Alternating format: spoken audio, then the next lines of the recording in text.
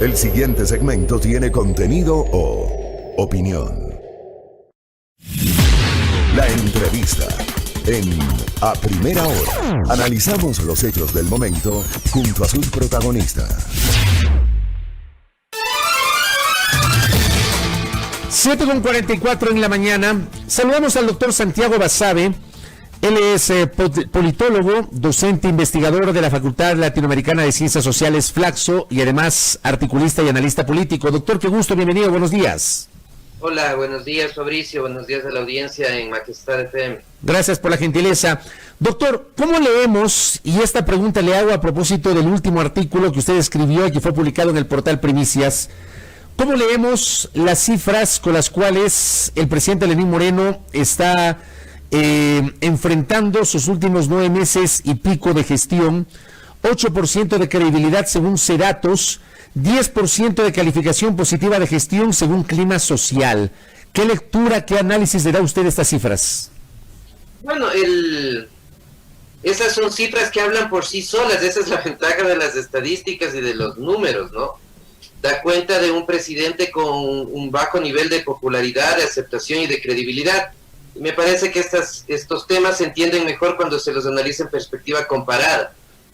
Y en ese plano hay que decir que estas tasas de aceptación y de credibilidad son las más bajas desde el retorno a la democracia. Ni aún el presidente Bucarán o el presidente Gutiérrez o Maguad, el día mismo que cayeron, el día mismo que se dieron los eventos de inestabilidad, tenían esas cifras, tenían cifras más altas. Entonces, eso para que podamos comparar cuál es el nivel, desafortunadamente, para el país que ahora mismo tiene el gobierno y que creo que es el resultado de las decisiones erradas en muchos de los campos que ha tomado el gobierno del señor Moreno en estos 3 años y un poco más de régimen. Eso le iba a preguntar. ¿Por qué cree usted que el presidente Moreno, de unas cifras que eran de aproximadamente 67% de calificación positiva cuando asume el mandato el 24 de mayo del 2017, hoy tiene esta cifra tan baja de credibilidad de 8%?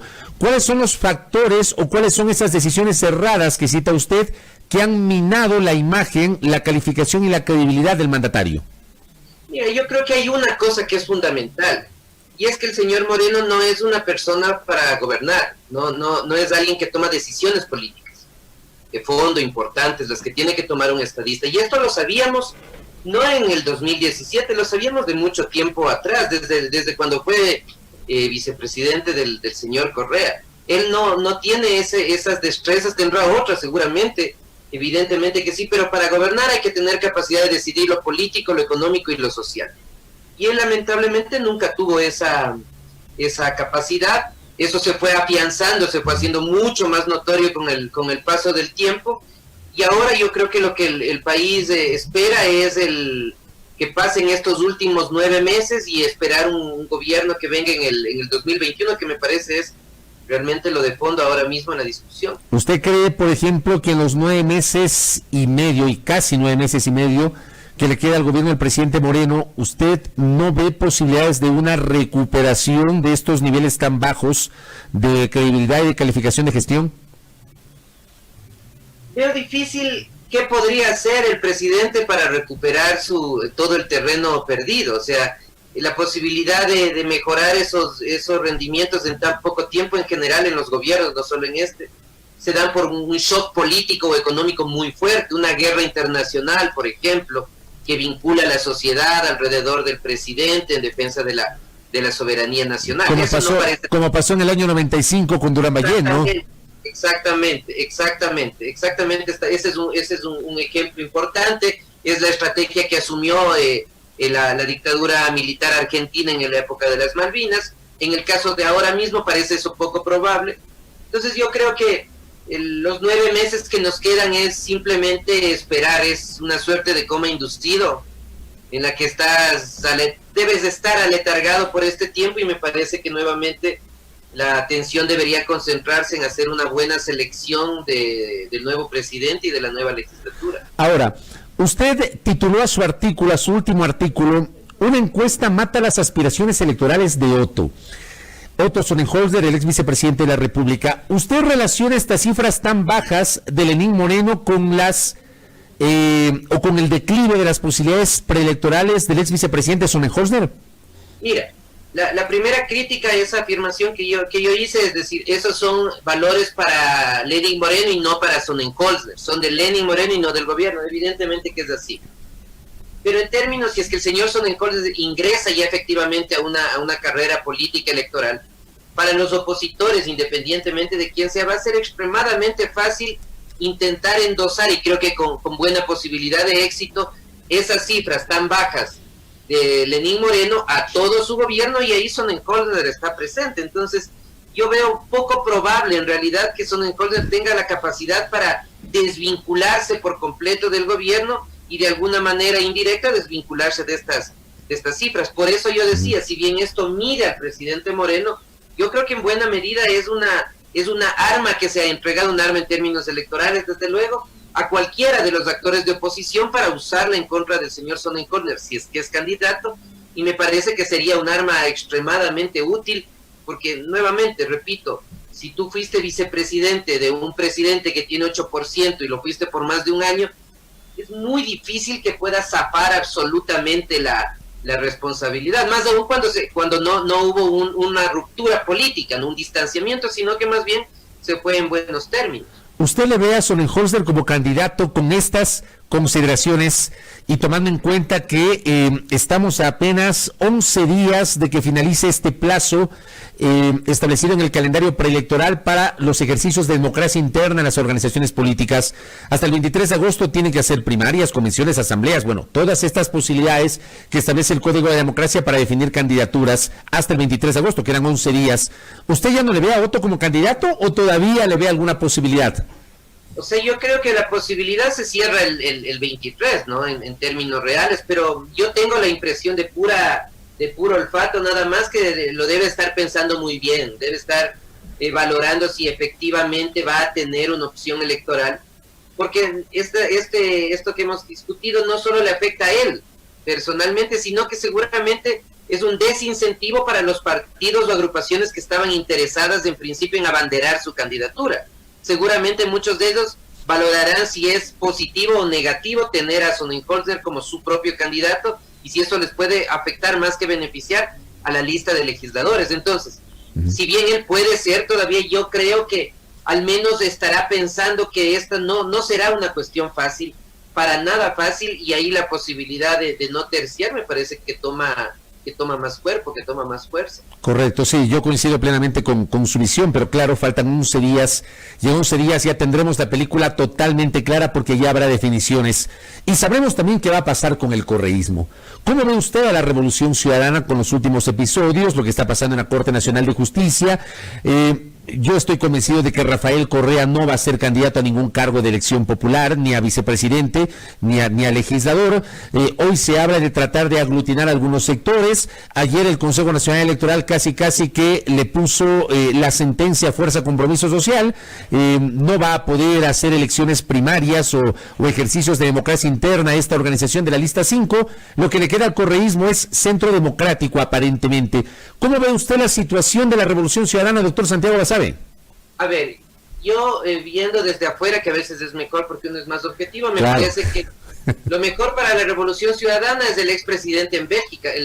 La mejor estrategia de campaña para ellos, así parezca contradictorio, me parece es que él esté allá, porque el papel que ha jugado vía redes sociales me parece que le es muy favorable al movimiento como tal.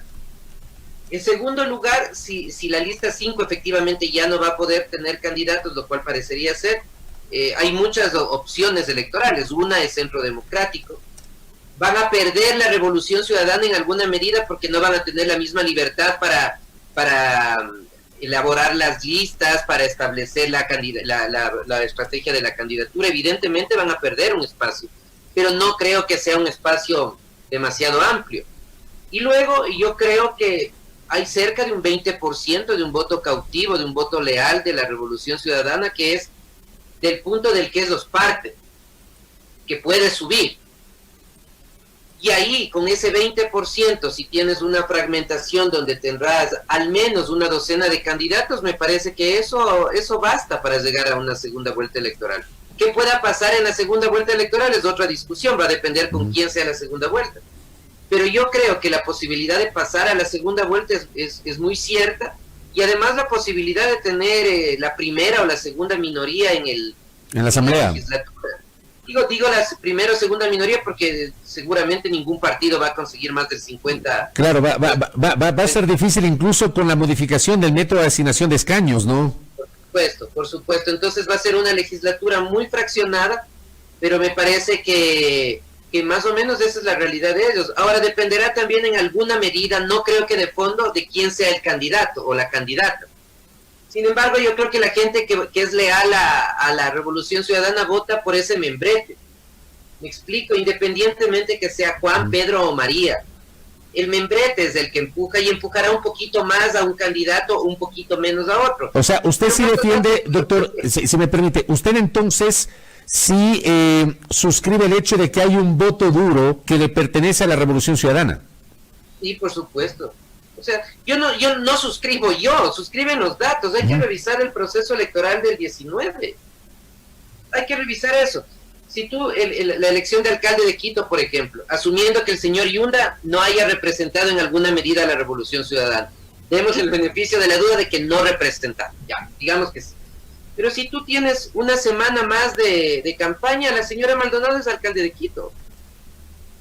A ella le faltaron pocos días y llegaba a la alcaldía de Quito. Y esa era directamente patrocinada por la Revolución Ciudadana, cerca del 20%. La prefectura de Manabí, la tercera provincia en población y en electorado, es una prefectura de la Revolución Ciudadana, la prefectura de Pichincha. O sea, creo que negarse ante eso, estés a favor o estés en contra de la Revolución Ciudadana o del expresidente Correa, me parece que es negarte a ver la realidad. Yo creo que hay un porcentaje importante de voto cautivo, se ha perdido seguramente simpatizantes de la Revolución Ciudadana, seguramente, pero yo creo que esos parten de entre un 15 o 20%, insisto, y de ahí el resto es ganar.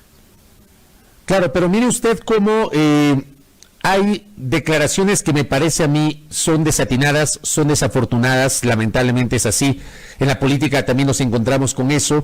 Las generadas la semana anterior por el secretario de Gabinete de la Presidencia, el doctor Juan Sebastián Roldán, cuando había señalado, por ejemplo, que no considera que el movimiento del correísmo triunfe al darle pocas intenciones de voto, cuando expresó, según Roldán, que no ve más del 4 al 6% en ningún candidato, y además dijo algo que también me parece totalmente desatinado, ¿no? Buen riesgo es ser candidato correísta porque la justicia va a poner los ojos sobre los que todavía o no están fugados o no están condenados. ¿Qué reflexiones usted tiene sobre esta declaración del doctor Roldán, doctor Santiago Basabe? Bueno, son declaraciones políticas, ¿no? Los políticos en general tratan de llevar la ventaja a su costado y desprestigiar a los otros, y es una declaración como podría hacerla cualquier otro candidato. Lo llamativo es que él no es candidato, eso sí es, claro, es un poco llamativo, pero insisto, yo creo que los temas electorales prioritariamente hay que verlos de forma fría y en función de las cifras y de los datos y de los resultados electorales. Y vuelvo a repetir, las seccionales anteriores del 19 me parece que dan una buena imagen de lo que podría en alguna medida trasladarse a la presidencial y a la legislativa del 21. No son elecciones iguales, no se elige lo mismo, hay dinámicas diferentes, esto es cierto, pero yo creo, insisto, que a diferencia de cualquiera de los otros movimientos o partidos, en el caso de la Revolución Ciudadana hay un espacio importante de un voto leal, y ese voto leal es clave, y con tanta dispersión electoral que existe, ese voto leal le va a servir y le va a ser suficiente para tener casi segura, no segura evidentemente, pero casi seguro un paso a la segunda vuelta electoral. Es la realidad. Correcto. ¿Qué pasa con Alianza País? Usted también la semana pasada escribió un artículo interesante. De alguna manera yo tomo referencia a ese artículo porque en este espacio tuve 2 entrevistas con Jimena Peña, que fue hasta hace 3 semanas coordinadora de la bancada de Alianza País, y con José Serrano la semana anterior. Ambos más distantes del gobierno, señalando que Alianza País ya no se le puede llamar bancada de gobierno porque está claro que AP no es la organización política que gobierna. Hay anuncios, por ejemplo, de la asambleísta Elizabeth Cabezas de dejar Alianza País, y por ahí también hay rumores de que algunos querrían acercarse a la Revolución Ciudadana. ¿Cómo ve usted la situación de Alianza País, doctor Basabe? A ver, yo creo que Alianza País, estoy hablando de Alianza País post-ruptura, luego del divorcio, digamos. Claro, o sea, después de 2017. Claro, y después de la salida del presidente Correa y todo el grupo de la Revolución Ciudadana, en realidad más allá del 17. Yo creo que cometió dos errores de fondo. El uno, mantener en la dirección del movimiento al presidente Moreno, y eso le restó la capacidad de pensarse, de reorientarse ideológicamente, si es que esa era la intención. Y el segundo, más desde el gobierno, fue dejar de lado Alianza País. Y yo creo que esas declaraciones de la señora Peña, del señor Serrano o de Elizabeth Cabezas, en buena medida son ciertas. Seguramente tendrán algunos espacios en el gobierno, por supuesto que los deben tener, pero las riendas fundamentales del Ejecutivo no están en Alianza País, y ellos al final se dieron cuenta, me parece demasiado tarde, que absorben puras pérdidas y nada de ganancias. Yo creo que Alianza País atraviesa una crisis muy fuerte, que tendrá un remesón electoral muy fuerte en el 21, y a posteriori del 21 la posibilidad de una reagrupación eventual. Eso va a depender de ellos. Me parece que no es algo tan distante. Desde luego, la gente más cercana a la Revolución Ciudadana y el presidente Correa habrá sabido valorar, asumo yo, que hay que medir mejor las lealtades que son reales, ¿no? O sea, los que se van y ahora quieren volver, muchos de ellos ahora están alrededor de la campaña de la Revolución Ciudadana cuando fueron acérrimos críticos. Me parece que esa es una cuestión que ellos deberán tener en cuenta para que den la justa medida a los que se acercan y a los que se van. Pero volviendo a la Alianza País, yo creo que es un movimiento que atraviesa una serie de crisis, y creo que eso se puede resolver solamente con una discusión profunda de cuál va a ser su posicionamiento ideológico. ¿Va a ser un partido de centro? ¿Va a ser un partido de centro izquierda? ¿Va a ser un partido de centro derecha? Yo creo que para las elecciones que vienen no tienen tiempo, en primer lugar, y luego tengo serias dudas de que tengan la real intención de pensarse como organización política. Quizás si es que ellos no buscan alguna forma de acercamiento con la Revolución Ciudadana, insisto, luego del 21, no creo que antes de las elecciones. Me parece que será otro de los movimientos y partidos que surgen con fuerza, que llegan a los gobiernos y que terminan desapareciendo, y de lo cual tenemos muchos casos, ¿no? El PUR del expresidente Durán Ballén. Que el PUR, por ejemplo, nace entre 91 y 92, luego de que Durán Ballén decide dejar el Partido Social Cristiano. Como facción social cristiana. Claro, cuando Febres Cordero le baja el pulgar y decide apoyar la candidatura de Nebot, y Durán Ballén decide fundar el PUR y aliarse con el Partido Conservador de Alberto Lají, pues. Y sale mucha gente del Partido Social Cristiano, vuelve al PUR, tienen su efervescencia 2 años, porque ni siquiera fue todo el gobierno. Algunos se quedan fuera de la política, otros se dispersan y otros regresan al Partido Social Cristiano tratando de limar las asperezas. Me parece que algo parecido podría eventualmente llegar a pasar en Alianza País, o como mencioné hace un momento, o lo otro es esperar su franca extinción.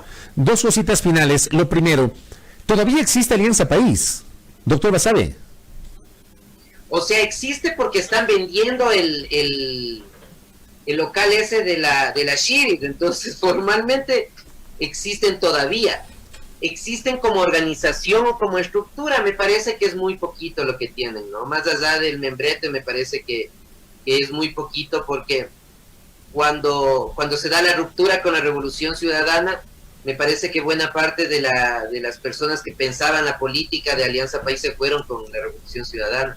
Y eso le generó un vacío muy fuerte a Alianza País como tal, y por eso decía al inicio, me parece que su gran error fue no separar del gobierno la administración interna del partido para poder repensarlo. Yo creo que realmente hay muy poco, y por eso decía que las elecciones del 21 seguramente serán un golpe muy, muy fuerte para ellos como organización. Correcto. Y lo último, hasta el 23 igualmente Pachacuti definirá su candidato presidencial. A mí me parece que hubo mensajes erráticos por parte del Consejo Político de Pachacuti, cuando primero anuncian 3 precandidatos, luego dicen no, el candidato es Yacu Pérez, y luego deciden echar abajo esa resolución y dicen, bueno, vamos a decidir entre Yacu Pérez y Leonidas Issa. ¿Cómo le ve usted lo que está pasando en interna del Pachacuti? Que con eso cierro, doctor. A ver, hay 2 cosas. Yo creo que tienen un problema de coordinación interna, efectivamente, pero por otro lado, si tú analizas fríamente, es la única organización política en este país que tiene un debate interno y una discusión de posiciones. Y eso es lo que estamos reclamando, democracia interna, y que tengas 1, 2, 3 candidatos al interior y que luego en función de eso resuelvas. Es el único que tiene eso. El resto de organizaciones y partidos tienen candidatos hace 2 años. O sea, la interna, eso no existe, es una parafernalia sin sentido. Al menos vos en Pachacuti puedes ver esto. Insisto, con problemas de coordinación interna, desde luego que sí. Pero ves que hay gente que está a favor de Pérez, otra gente que está a favor de Issa, otra gente que está a favor de Quispe, y que van a tomar una decisión por alguno de los mecanismos establecidos en la ley, y en función de eso, al menos es lo que ellos han adelantado, van a tener ya una posición fuerte y unificada. Me parece que eso es una democracia interna, imperfecta y con problemas, desde luego, pero viendo desde el medio vaso lleno, como se dice, me parece que lo que hace al Pachacuti no se observa en ningún partido ni agrupación en el país. Y ahora sí, antes de que se me pase, el portal La República ayer publica que el compañero de fórmula Guillermo Lasso será el decano de Ciencias de la Salud de la UDLA, el doctor Alfredo Borrero. ¿Qué le parece a usted esa selección del compañero de fórmula de Lasso? A ver, yo no estoy seguro que vaya a ser el compañero de fórmula, pero asumiendo como que lo fuera, te doy mi opinión. A mí me parece que el compañero de fórmula de Lasso debería ser una mujer de la sierra, joven y dinámica, espontánea. Me parece que eso es lo que le falta a Lasso, una mujer joven de la sierra, dinámica, espontánea, que pueda pegarse o interpelarse con la población, que la población le quiera, le acepte, que tenga carisma en términos políticos. O sea, a diferencia de lo que pasó en 2013, que su compañero de fórmula fue el doctor Juan Carlos Solínez, y en 2017 que fue el doctor Andrés Páez, tenía hoy que ser una mujer. Yo creo que debería ser, insisto, una mujer joven y con mucho carisma, para que vayan empatando las virtudes y debilidades del presidenciable, que sería el señor Lasso. El doctor Borrero entiendo que es un profesional de primer nivel, pero tengo la impresión nada más que es un perfil similar al del señor Lasso, pero en serrano, porque entiendo que él es cuencano, no es de acá de Quito. Entonces eso, a mí al menos en principio me parece que no captura demasiado el electorado que eventualmente el señor Lasso debería buscar en la Sierra Central y sobre todo en Quito. Correcto. Doctor Basabe, muy interesante este diálogo. Le quiero agradecer por estos minutos que nos ha concedido. Que tenga buen día. Un placer. Gracias, Fabricio. Buen día a tu audiencia. Gracias. Un abrazo a Santiago Basabe, catedrático, articulista, analista, haciendo esta valoración. Interesantísimo el diálogo con Santiago Basabe. Queda ahí para el debate público. 8:06. Al volver, Pedro Granja, aquí en A Primera Hora.